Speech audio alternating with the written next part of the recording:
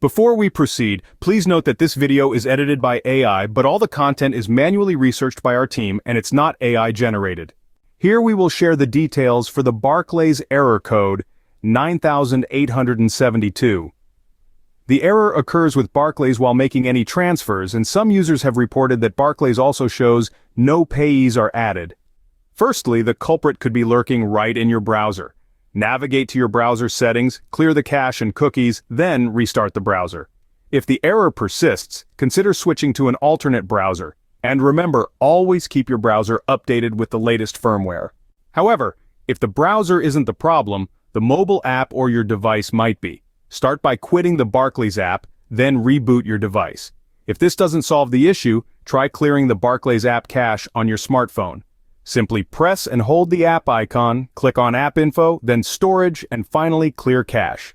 Additionally, ensure you're using the latest version of the Barclays mobile app.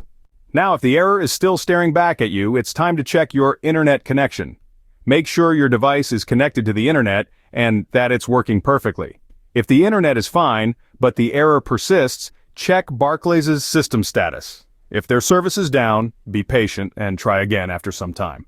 Despite trying all these workarounds, if the error code 9872 continues to be a thorn in your side, it's time to reach out to Barclays.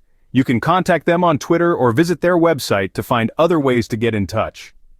In summary, tackling the Barclays error code 9872 can be as simple as clearing your browser cache, or as complex as reaching out to Barclays directly.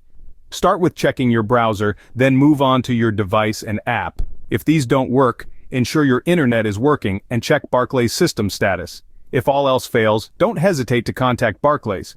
If you like this information, don't forget to subscribe. It will be a great support. And for more tech updates, visit queries.com.